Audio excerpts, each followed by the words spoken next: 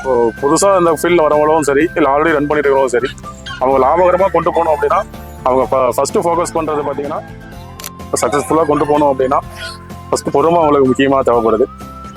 பொறுமையை விட பார்த்தீங்கன்னா அவங்க சூஸ் பண்ணுற வெரைட்டி அவங்க முட்டை ரகத்துக்கு போனாலும் தான் அவங்களுக்கு ப்ராஃபிட்டபுளாக கொண்டு போக முடியும்.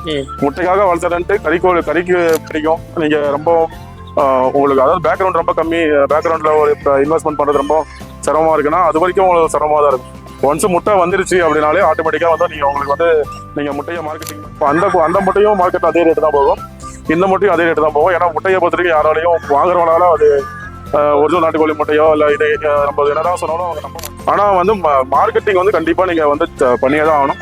நீங்கள் என்னதான் இருந்தாலும் நீங்கள் எந்த ப்ரீட் ஆனாலும் சரி, எந்த ஒரு ப்ராடக்ட் ஆனாலும் சரி, உற்பத்தி பண்ணுறதோ மேனுஃபேக்சரிங் பண்ணுறதோ இந்த கோழி வளர்த்துறதோ எல்லாமே நீங்கள் ரெடி பண்ணுற வரைக்கும் ஒரு கொண்டு போயிருவீங்க. ஆனால் அந்த விற்கிற ஸ்டேஜில் தான் நீங்கள் வந்து உங்கள் பக்கம் ஃபெயிலியர் அதிகமாக வரது காரணம். கோழியோடைய விற்பனையில உங்களுக்கு வந்து லாபம் பெருசாக கிடைக்காது. ஆனால் அந்த கோழி முட்டையெல்லாம் வந்து உங்களுக்கு அதிக லாபம் கிடைக்கும். சரிங்க. எந்த அளவுக்கு தாய் கோழி ஆரோக்கியமா இருக்கும் அந்த அளவுக்கு வந்து அதுல வர சிக்ஸ் நூல் ஆரோக்கியமா இருக்கும். உங்களுக்கு இழப்பீடு ரொம்ப கம்மியா இருக்கும். நிறைய பேர் பாத்தீங்கன்னா புதுசா பிசினஸ் வரவங்க கோழிங்கிறது ஒரு லைஃப் ஸ்டாக். எவ்வளவுக்கு எவ்வளவு வந்து நல்லா ஆரோக்கியமான ஒரு கண்டிஷன்ல இருக்கும் அந்த அளவுக்கு வந்து ஏதாவது ஒரு பெரிய நோய் தாக்கம் வந்தா கூட. நம்முழவன் யூடியூப் நண்பர்களுக்கு வணக்கம். என் பேரு பாத்தீங்கன்னா விஸ்வராஜ். நான் பாத்தீங்கன்னா சேலம் மாவட்டம் ஆத்தூர் வட்டத்துல விஜிபி நாட்டுக்கோழி பண்ணை ரன் பண்ணிட்டு இருக்கிறேன். நான் பாத்தீங்கன்னா இந்த ஃபீல்டுல கிட்டத்தட்ட ஒரு 10 வருஷமா ரன் பண்ணிட்டு இருக்கேன். இப்ப நம்ம பாத்தீங்கன்னா சரிங்க. அப்ப நம்ம பண்ணையில வந்து என்னென்ன வகையான கோழி ரகங்கள் வச்சு நீங்க வச்சிருக்கீங்க? நம்ம கிட்டத்தட்ட ஒரு 15 வெரைட்டி கோழி ரகம் பண்ணிட்டு இருக்கோம். சரிங்க. நம்ம அதுல மெயினா பாத்தீங்கன்னா முட்டைக்காகவும் கறிக்காகவும் எந்த கோழி அதிகம் மூவிங்ல இருக்கோ அந்த கோழி நம்ம அதிகமா சேல் பண்ணிட்டு இருக்கிறோம் கோழிக்கு. சரிங்க. என்ன ரகம், என்ன பிரீடுங்க அதெல்லாம்? இப்ப நம்ம முட்டைக்காக வளர்த்துறோம்னு நினைக்கிறவங்களுக்கு பாத்தீங்கன்னா சோனாலி கோழி இருக்கு, காவேரி கோழி இருக்கு, கிரிராஜா கோழி இருக்கு, கிராமப்பிரியா கோழி இருக்கு. இந்த மாதிரி ஒரு 4 வெரைட்டி கோழி நம்ம முட்டைக்காக கொடுத்துட்டு இருக்கோம். சரிங்க. தோராயமா இந்த கோழிகள்லாம் வருடத்துக்கு எத்தனை முட்டை எதிர்பார்க்கலாம்? இப்ப இந்த காவேரி கோழி, சோனாலி கோழி இதெல்லாம் பாத்தீங்கன்னா வருஷம் 230 இருந்து 250 முட்டை கிடைக்கும் அதுல இருந்து. இதுவே கிரிராஜா கோழி எடுக்கும்போது 280 முட்டை கிடைக்கலாம். கிரிராஜா கோழி எடுக்கும்போது உங்களுக்கு அது வந்து முட்டை கொஞ்சம் சைஸ் பெருசா வரும். அது பார்க்க நாட்டுக்கோழி முட்டை மாதிரி வராது, கொஞ்சம் ப்ரௌனிஷா வருங்களா? ஆமா, கொஞ்சம் லைட் டார்க் ப்ரௌனா வரும் கிரிராஜால. அதே இந்த சோனாலி காவேரியில லைட் ப்ரௌனா பார்க்க நாட்டுக்கோழி முட்டை மாதிரியே ஒரு ஃபீலிங்ல வரும். முட்டையோட வெயிட்டும் பாத்தீங்கன்னா 40 to 45 கிராம் வெயிட்ல வரும். சரிங்க. இப்ப கறிக்காக என்னென்ன ரகங்கள் வளர்த்துட்டு இருக்கீங்கன்னா? நம்ம கறிக்காகன்னு பார்க்கும்போது நம்ம கிட்ட அசல் பருவட கோழி இருக்கு, அசல் கிராஸ் கோழி இருக்கு, இதை விட்டா பிராய்லர் கோழி இருக்கு, வெள்ளை கோழி பிராய்லர் கோழி. சரிங்க. இந்த கோழியை கறிக்கும் யூஸ் பண்றோம். சோனாலி கோழி, காவிரி கோழி ரெண்டுமே கறிக்காகவும் யூஸ் பண்ணிட்டு கொடுத்துட்டு இருக்கிறோம். சரிங்க. இது இல்லாம பாத்தீங்கன்னா கிரிராஜா, கிராமப்பிரியா, வான்கோழி, கினிக்கோழி, பெக்கின் வாத்து எல்லாமே மோஸ்ட்லி கறிக்கு யூஸ் ஆகுது. சரி, ஓகே. நம்ம வந்து இப்ப நான் நமக்கு முட்டைக்காகவும் என்னென்ன வளர்க்குறீங்க, கறிக்காக என்ன வளர்க்குறீங்கன்னு சொல்லியிருந்தீங்க. மெயினா வந்து கோழி பண்ணையை ஆரம்பிக்கிறவங்க எந்த மாதிரியான ரகத்தை தேர்ந்தெடுக்கலாம்? அதாவது ஒரு குறைந்த முதலீட்டுல அதிகமான லாபம் தர மாதிரியும் அவங்களுக்கு வந்து அந்த கோழி ரகத்தை எடுக்கிறதுனால எந்த வித இழப்பும் ஏற்படாம இருக்கணும் அப்படின்னா எந்த மாதிரி ரகத்தை தேர்ந்தெடுக்கலாம்?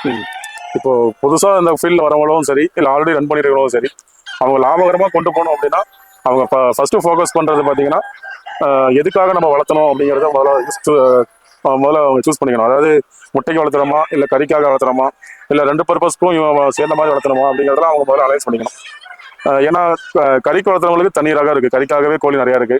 அதே மாதிரி முட்டைக்குன்னு தனி ரகம் இருக்கு, இல்லை முட்டைக்கு கறிக்கு சேர்ந்த மாதிரி கோழியும் இருக்கு. அதை ஃபர்ஸ்ட் அவங்க வந்து சூஸ் பண்ணிக்கணும். அவங்க இது நம்ம வர முட்டைக்கு தான் வளர்த்துறோம் அப்படிங்கிறத அவங்க முட்டை ரகத்துக்கு போனால்தான் அவங்களுக்கு ப்ராஃபிட்டபுளாக கொண்டு போக முடியும். முட்டைக்காக வளர்த்துறன்ட்டு கறிக்கு யூஸ் ஆகிற கோழி தூக்கி அதில் போட்டுவாங்கன்னா அதில் பெரிய அளவில் முட்டை எதிர்பார்க்க முடியாது. இப்போ அதுவே முட்டை ரகத்தை எடுத்தாலும் முட்டைக்கான நம்ம ப்ராஃபிட்டபுளாக எடுக்க முடியும். வருஷத்துக்கு நம்ம எதிர்பார்க்குற அளவுக்கு அதுல இருந்து முட்டை எடுக்க முடியும். எக்ஸாம்பிள் பாத்தீங்கன்னா இப்போ நம்ம சோனாலி கோழி, இந்த பக்கம் பெருவடை கோழி இருக்குது அப்படின்னா சோனாலி கோழி பாத்தீங்கன்னா அதோடைய நேச்சுரலே முட்டையோடைய கவுண்டிங் அதிகமாக கிடைக்கும். இப்போ வருஷத்துக்கு 230 240 முட்டைக்கு அதை எடுக்கலாம். ஆனா அது பெருவடை கோழி பாத்தீங்கன்னா வருஷத்துக்கு அதிகபட்சம் ஒரு 100 இருந்து 120 கோழி மாதிரி தான் எடுக்க முடியும். அதாவது அந்த கோழி அடையிலேயே வைக்காம நேச்சுரலா அது இங்கப்பட்டில் வச்சு நம்ம குஞ்சு பொறிக்கணும்னு வச்சுக்கிட்டீங்கன்னா கூட உடனே அடை தெளிஞ்சு மறுபடியும் முட்டை கறியானா கூட அதிகபட்சம் ஒரு 100 120 முட்டை தான் அது எடுக்க முடியும். அந்த முட்டையும் மார்க்கெட் அதே ரேட்டு தான் போகும், இந்த முட்டையும் அதே ரேட்டு தான் போகும். ஏன்னா முட்டையை பொறுத்த வரைக்கும் யாராலையும் வாங்குறவங்களால அது ஒரிஜினல் நாட்டுக்கோழி முட்டையோ இல்லை இது நம்ம என்னதான் சொன்னாலும் அவங்க நம்ப மாட்டாங்க. அதனால முட்டையை பொறுத்த வரைக்கும் அதிகபட்சம் 10 ரூபா 15 ரூபா, இல்ல நான் ஒரிஜினல் நாட்டுக்கோழி முட்டையும் நீங்க காட்டியே வித்தா கூட 20 ரூபா வரைக்கும் தான் வைக்க முடியும். அப்படி இருக்கும்போது நம்ம வந்து முட்டைக்கு வளர்த்தோம்னா முட்டை ரக கோழியா சூஸ் பண்ணிக்கணும். இல்ல கறிக்கு தான் வேணும் அப்படின்னா நீங்க பெருவடை கோழிக்கு போகலாம். உங்களுக்கு பெருவடை கோழிக்கு போகும்போது அதோட இடம் அதிகம் வரும். இப்போ ஒரு 5 மாசம் 6 மாசம் நீங்க வளர்த்துறீங்க அப்படின்னா ஒரு கோழியோட இடம் பார்த்தீங்கன்னா கிட்டத்தட்ட 3 கிலோ சேவல் வெயிட்லாம் வந்துடும். அப்போ நீங்க அதை வந்து கறிக்காக விற்கும் போது உங்களுக்கு ஒரு கோழி கிட்டத்தட்ட 1000 1020 ரேஞ்சில் நீங்க விற்கலாம். கிலோ வந்து 350 ரேஞ்சில் போனா கூட அந்த இடத்துல போய் நீங்க இந்த சோழை கோழி எடுத்து நான் கறிக்க வளர்த்துறீங்க அப்படின்னா இது வந்து கிலோவே பார்த்து ஒரு நீங்க 4 மாசம் வளர்ந்தாலும் சரி 6 மாசம் வளர்ந்தாலும் உங்களுக்கு இதோட அதிகபட்ச எடையே பார்த்தீங்கன்னா 120 200 அதாவது 1 கிலோ 200 கிராம் 1 கிலோ 1.5 கிலோ வரைக்கும் அதிகபட்சம் நீங்க எடுக்கலாம். பொதுவாக சிறுவிடை மாதிரி தான் அதுவும் அதோட இது சிறுவிடை தான். அப்போ நீங்க வந்து இதை வந்து நான் கறிக்க வளர்த்தணும்னு நினைச்சு நீங்க ஃபுல் ஃபோக்கஸா அது கறிக்காகவே வளர்த்தும் போது இந்த கோழி உங்களுக்கு வந்து அந்த கோழியோடைய விற்பனையில உங்களுக்கு வந்து லாபம் பெருசா கிடைக்காது. ஆனா அந்த கோழி முட்டையெல்லாம் வந்து உங்களுக்கு அதிக லாபம் கிடைக்கும். அந்த மாதிரி நீங்க ஆரம்பத்திலேயே சூஸ் பண்ணிக்கணும். இப்ப நம்ம கிட்ட வந்து பாத்தீங்கன்னா கஸ்டமர் நம்ம ஆர்டர் கொடுக்கும் போதே கேட்டுருவோம், நீங்க முட்டைக்கு வாங்குறீங்களா கறிக்கு வாங்குறீங்களா எதுக்காகன்னு கேட்டுட்டு அதாவது அதையே சூஸ் பண்றது பொறுத்து அவங்களோட மார்க்கெட்டை பொறுத்து அவங்க எந்த அதே மாதிரி ஏரியாவை சூஸ் பண்ணிக்கணும். அவங்க என்ன மாதிரி ஏரியால செல் பண்றாங்கிறதையும் முதல்ல அனலைஸ் பண்ணிக்கணும். இவங்க டைரக்டா செல் பண்றாங்களா இல்ல கறிக்கடையில கொடுக்குறாங்களா இல்ல வேற ஏதாவது இப்ப ஏரியா விட்டு ஏரியா இப்போ அவங்க இருக்கிறது பாத்தீங்கன்னா வந்து மதுரையில இருக்கிறாங்க அப்படின்னா சென்னையில செல் பண்றாங்கன்னா சென்னை சைடு எந்த கோழினாலும் மூவாயிரும். ஆனா மதுரை சைடு இந்த திருநெல்வேலி சைடு எல்லாம் பாத்தீங்கன்னா ஒரிஜினல் வெரைட்டி மட்டும் தான் சூஸ் பண்ணுவாங்க. கறிக்கு வாங்குறவங்க வந்து பாத்தீங்கன்னா பெருவடை கோழியா இருக்கணும் அப்படின்னு கேட்பாங்க. இதே அந்த இடத்துல போயிட்டு நீங்க வேற கோழில அவ்வளவு சீக்கிரம் விற்பனை பண்றது ரொம்ப சிரமம். ஏரியாவுக்கு ஏற்ற மாதிரி நீங்க மாத்திக்கணும். ஆனா முட்டைங்கும் போது நீங்க எல்லா ஏரியாலையும் ஒரே காமன் தான். நீங்க எங்கனாலும் நீங்க முட்டையை மார்க்கெட்டிங் பண்ணிடலாம். கிட்டத்தட்ட ஒரு 80% முட்டையை வாங்கிடுவாங்க. அதனால நீங்க சூஸ் பண்ணும்போது யோசிச்சு ஒரு டைமுக்கு பல டைம் யோசிச்சு நிறைய யூடியூப்லயோ எங்கேயா ரெஃபர் பண்ணி வாங்குறது நல்லது. அதே மாதிரி கோழி குஞ்சு வாங்குறாங்க அப்படின்னா ஃபர்ஸ்ட் வாங்குற இடம் வந்து நல்ல இடமா சூஸ் பண்ணி வாங்கணும். நிறைய பேர் வளர்த்துறாங்க, நிறைய பேர் ரெகுலராக இந்த பிசினஸ்ல இருக்காங்க. அவங்களுக்கு வந்து கோழி இப்போ நம்ம இதெல்லாம் பாத்தீங்கன்னா ஃபுல் அண்ட் ஃபுல் வந்து கோழி தீவனம் மட்டும் தான் போட்டு வளர்த்துறோம். எந்த அளவுக்கு தாய் கோழி ஆரோக்கியமா இருக்கும் அந்த அளவுக்கு வந்து அதுல இருந்து வர சிக்ஸ் நூல் ஆரோக்கியமா இருக்கும். உங்களுக்கு இழப்பீடு ரொம்ப கம்மியா இருக்கும். இப்போ நிறைய பேர் பாத்தீங்கன்னா புதுசா பிசினஸ் வரவங்களோ நான் எல்லாரையும் சொல்ல வரல, ஒரு சிலர் வந்து கிடைக்கிற தீவனத்தை போட்டுருவாங்க. எந்த தீவனம் போட்டாலும் உங்களுக்கு ஓரளவுக்கு முட்டை கிடைக்கும். இப்ப சோழ கோழி எடுத்தீங்கன்னா அரிசியோ கம்போ சோளமோ ஏதாவது போட்டு தவிடு கோழி எது போட்டாலும் கொஞ்சம் முட்டை கிடைக்கும். ஆனா நிறைய முட்டை கிடைக்கும் சொல்ல முடியாது. 230 முட்டை இட வேண்டிய இடத்துல கோழி ஒரு 130 முட்டை 150 முட்டை ரேஞ்சில கிடைக்கும். அந்த முட்டையும் சேவல் சேர்ந்துச்சுன்னா கண்டிப்பா குஞ்சு பொரிக்கும். அந்த அதுல இருந்து வர சிக்கை வந்து நீங்க எடுத்து மறுபடியும் நீங்க அதை தாய் கோழியாவோ இல்ல நீங்க பெரிய லெவல்ல டெவலப் பண்ணணும்னு நினைச்சீங்கன்னா கண்டிப்பா அதுல இருந்து வர சிக்ஸ் வந்து உங்களுக்கு வந்து குவாலிட்டியாவே இருக்காது. நிறைய பேர் ஃபெயிலியரா புதுசா வந்து நினைச்ச பக்கம் வேற பக்கம் வெளி பக்கம் புதுசா வாங்குறாங்க. அவங்க வந்து பாத்தீங்கன்னா ரேட்டை வச்சு வாங்குவாங்க. இங்க இப்ப நம்ம ஒரு ரேட் சொல்றோம் அப்படின்னா நம்மளை விட கம்மி ரேட்ல சொல்லுவாங்க. அவங்க வந்து எந்த மாதிரி ஃபீடிங் கொடுத்து ப்ராப்பரா தாய்கொழியை வந்து அவங்க நல்ல விதமா வளர்த்துறாங்களா, மெடிசன் கொடுத்து வளர்த்துறாங்களா, வேக்சினேஷன் எல்லாம் கரெக்டா ஃபாலோ பண்ணி வளர்த்துறாங்களா, இதை எல்லாமே அவங்க வந்து பார்க்காம வந்து விலை கொடுத்து வாங்கிட்டு கடைசியா கம்மி ரேட்ல விடுறாங்கன்னு வாங்கிட்டு இவங்களால அதுக்கப்புறம் அந்த இதை வந்து எதிர்பார்க்குற அளவுக்கு டெவலப் பண்ண முடியாம ஃபெயிலியர் ஆயிடுறாங்க. ஏன்னா இப்போ இந்த கோழிங்கிறது ஒரு லைஃப் ஸ்டாக். எவ்வளவுக்கு எவ்வளவு வந்து நல்லா ஆரோக்கியமான ஒரு கண்டிஷன்ல இருக்கும் அந்த அளவுக்கு வந்து ஏதாவது ஒரு பெரிய நோய் தாக்கம் வந்தா கூட அது தப்பிச்சு வெளியே வரும். இதே வந்து சிக்ஸ்லயே வந்து அந்த அளவுக்கு ஹெல்த்தியான சிக்கா இல்லாம சரியான அதாவது சரியா வெயிட்டே போடாது. அது பாத்தீங்கன்னா உடம்புல அப்படியே எவ்வளவு அந்த மாதிரி இருக்கிறது காரணம் வந்து பாத்தீங்கன்னா தாய் கோழிலேயே கம்ப்ளைண்ட் இருக்குன்னு அர்த்தம். இப்ப நம்மளதுலாம் பாத்தீங்கன்னா 2 வருஷம் ஆயிடுச்சு வரைக்கும் கோழி எடுத்து. இன்னமும் நம்மளுக்கு வந்து கோழி குவாலிட்டி அந்த அளவுக்கு சிக்ஸ் எடுக்கிற பக்கம் ரெகுலர் கஸ்டமர் நம்ம கிட்ட வந்து ரெகுலராகவே எடுத்துட்டு தான் இருக்காங்க. ஒன்ஸ் ரெகுலரா எடுக்கிறாங்கனாவே அவங்களுக்கு கோழி நல்லா இருக்குதுன்னா நல்லா இருந்தா மட்டும் தான் நம்ம ரெகுலரா எடுக்கிறாங்க. ஒன் டைம் எடுத்துட்டு திருப்பி எடுக்கல அப்படின்னா நம்ம கிட்ட பிரச்சனை இருக்குன்னு அர்த்தம். நம்ம கிட்ட எடுக்கிறாங்கன்னா நம்ம அந்த அளவுக்கு வந்து ஃபீடிங்கு மெடிசன் டெய்லியுமே மெடிசன் சப்ளிமெண்ட் போயிட்டே இருக்கும். அதே மாதிரி முட்டை ஸ்டோர் பண்றது பாத்தீங்கன்னா ஏசி கோல்ட் ரூம்ல ஸ்டோர் பண்ணுவோம். எல்லாமே நம்மளுக்கு ப்ராப்பரா இருக்கும். இப்போ நார்மலா சும்மா சிம்பிளா பண்றவங்க சின்ன லெவல்ல பண்றவங்க அவங்க முட்டையை என்ன பண்ணுவாங்கன்னா நார்மலா எடுத்து ஒரு பானையிலயோ இல்ல எங்கேயாவது ஒரு நார்மல் டெம்பரேச்சர்ல வச்சிருவாங்க, ரூம் டெம்பரேச்சர்ல. அது என்ன ஆகும் அப்படின்னா அவங்க வாரத்துல ஒரு நாளோ 10 நாளைக்கு ஒரு டைமோ முட்டை செட்டிங் போடுவாங்க. இப்போ அந்த மாதிரி டைம்ல என்ன ஆகும்னா சிக்ஸ் வந்து இப்போ இந்த மாதிரி இப்ப வெயில் காலம்னு வச்சுக்கிங்கன்னா வெயில் காலத்துல நார்மலாவே ஃபார்ம் ஆக ஆரம்பிச்சிடும். இன்குபேட்டர்ல வைக்காமயே முட்டை வந்து உள்ள கரு கூட ஆரம்பிச்சிடும். அந்த முட்டையை என்ன பண்ணுவாங்கன்னா எடுத்து இன்குபேட்டர்ல வைப்பாங்க.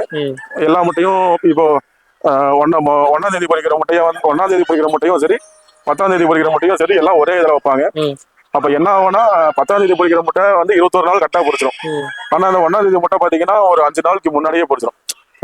இப்ப அந்த 5 நாள் வந்து அந்த சிக்ஸ் வந்து உள்ளே தான் இருக்கும். அந்த மிஷின்குள்ளேயோ இன்குபேட்டருக்குள்ளேயோ அது ஏன்னா ஒட்டுக்காக தான் எடுத்து மார்க்கெட்டிங் பண்ணி ஆகணும். 2 நாளோ 3 நாளோ முன்னாடியே பொரிச்சிடும் ஒரு சில. அது காரணம் என்னன்னா இந்த வெயில் காலத்துல கரு முன்னாடியே கூலிச்சுன்னு அர்த்தம். அதுக்கு காரணம் சரியான அதுக்கான வந்து ஸ்டோரேஜ் வந்து கூலிங் ஒரே மாதிரியே கூலிங் டெம்பரேச்சர் வந்து மெயின்டைன் பண்ணி நம்ம வச்சு சடனா எடுத்து ஒரே நாளே நம்ம செட்டிங் போட்டோம்னா கரு அப்பதான் ஸ்டார்ட் ஆகும் ஒட்டுக்கா. அந்த என்னைக்கு நம்ம மிஷின்ல லோடு பண்றோமோ அன்னையில இருந்து தான் நமக்கு வந்து அவுட்புட் கிடைக்கும். ஈவனா வந்து 21 அன்னைக்கு எல்லாமே 20ல இருந்து 24 தேதி நம்ம கரெக்டா ஈவனா பொரிச்சு எல்லாமே ஃப்ரெஷ்ஷான சிக்கா இருக்கும்.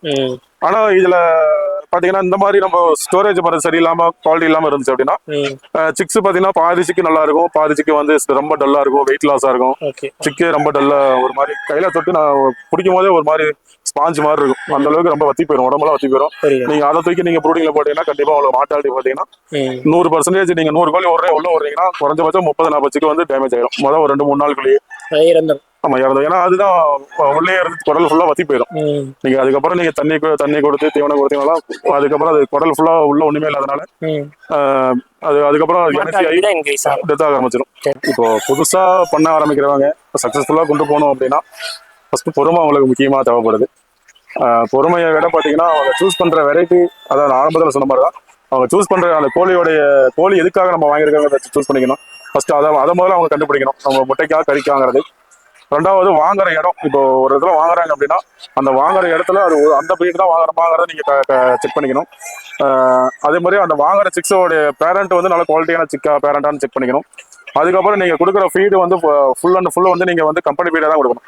நீங்க ஒரு தாய்க்கோழி உருவாக்கி கொண்டு வரீங்க அப்படின்னா இதுல வந்து நீங்க எந்த ஒரு காரணத்துக்கும் அரிசியோ தவிடோ இந்த ரொம்ப லோ காஸ்ட் ஃபீடு கொடுத்தீங்க அப்படின்னா கண்டிப்பா அங்கேயே உங்களுக்கு வந்து பிரச்சனை வரதுக்கான வாய்ப்பு நிறைய இருக்கு. ஃபீடுல வந்து எந்த காரணத்துக்கும் காம்ப்ரமைஸ் பண்ணக்கூடாது. ஃபுல் அண்ட் ஃபுல் கடை தீவனம், அதுவும் அந்தந்த ஸ்டேஜுக்கான தீவனம் இருக்கு. அந்த தீவனத்தை வந்து நீங்க அதுக்கு அந்தந்த ஸ்டேஜுக்கு நீங்க ஃபாலோ பண்ணீங்கன்னா கரெக்டான டைம்ல உங்களுக்கான இது கரெக்டாக ஒரு 4.5 மாசம் 5 மாசம் தான் உங்களுக்கு கரெக்டான அவுட்புட் கிடைக்கும்.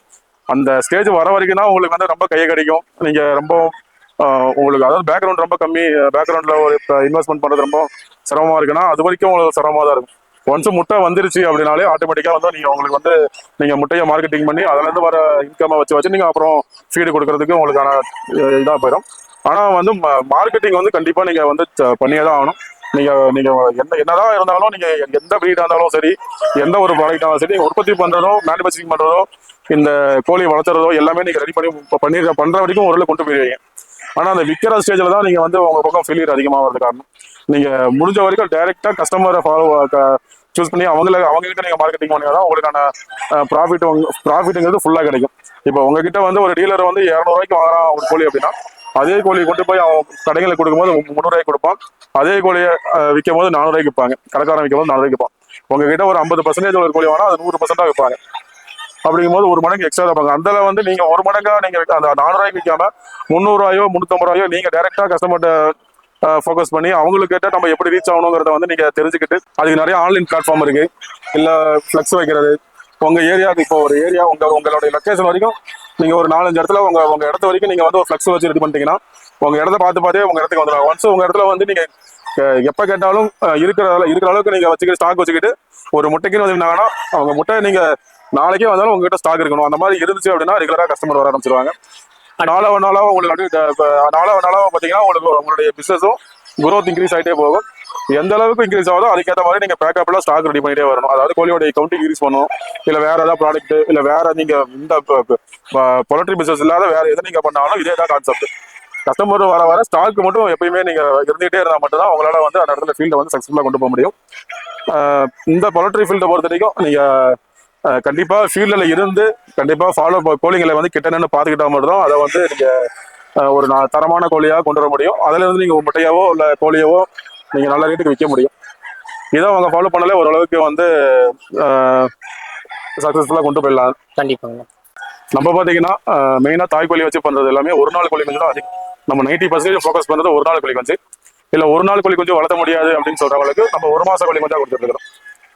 இப்போ ஒரு நாள் கோழி கொஞ்சம் எடுக்கிறவங்க மினிமம் 100 கோழி கொஞ்சம் எடுத்துக்கலாம். 1 மாச கோழி கொஞ்சம் எடுக்கிறவங்க மினிமம் 20 கோழி கொஞ்சம் எடுத்துக்கலாம். டெலிவரி ஆப்ஷன் பாத்தீங்கன்னா நம்ம குவான்டிட்டி ஒரு 500 கோழி ரேஞ்சில் இருக்கிறவங்களுக்கு டேரக்டா ஃபார்ம்ல வந்து கொடுத்துடலாம். இல்ல அதுக்கு கம்மியா இருக்கிறவங்களுக்கு ட்ரெயின் வசதி இருக்கு, இல்லைன்னா பேருந்து வசதி இருக்கு. இதுல எதுலயா ஒண்ணு நாங்க அனுப்பிச்சு விட்டுருவோம். இல்ல நம்ம வண்டி அந்த சைடு வருது, இப்போ நாகர்கோவில் வருது அப்படின்னா வர வழியில நீங்க நான் வந்து ரூட் கொடுப்பேன். இந்த ரூட்ல சிக்ஸ் வண்டி வருது அப்படிங்கறத நான் வந்து பிஃபோராவே ஸ்டேட்டஸ் வாட்ஸ்அப்ல ஸ்டேட்டஸோ இல்ல குரூப்லயே ஆட் போடுவேன். அதுல நீங்க பாத்துட்டு அந்த லைன்ல ஏதாவது ஆர்டர் கொடுக்குறீங்க அப்படின்னா உங்களுக்கு வண்டியிலே கொடுத்துடலாம். சரிங்க. இப்ப இதோட விலை விவரங்கள்லாம் எப்படிங்கண்ணா? ரேட்டு பொறுத்த வரைக்கும் அன்னன்னைக்கு மார்க்கெட் ரேட் தான். மார்க்கெட்ல ரொம்ப அப்போ இருக்கும் டவுன் இருக்கும். நம்ம அது இப்போ சொல்ல முடியாது. ஏன்னா இந்த வீடியோ வந்து ரொம்ப நாளைக்கு இந்த சேனல் இருக்கும். அதனால நம்ம ஃபிக்ஸடா இப்போயே ரேட்டை சொல்லிட்டோம் அப்படின்னா அந்த ரேட்டுக்கு எதிர்பார்த்துட்டு இருப்பாங்க. நாளைக்கு ரேட்டு டவுன் ஆனாலும் டவுன் பண்ணி நம்ம பேச முடியாது, அதிகமானாலும் அதிகம் பண்ணி பேச முடியாது. ரேட்டை பொறுத்த வரைக்கும் மார்க்கெட் ரேட்டு தான். சரிங்க. ரொம்ப தெளிவா சொல்லியிருந்தீங்கன்னா கண்டிப்பா நம்ம சேனல் மூலியமா அவர் வந்து பெஸ்டா பண்ணி கொடுங்க. உங்களோட நேரத்துக்கு மிக்க நன்றிங்க. நன்றி, வணக்கம்.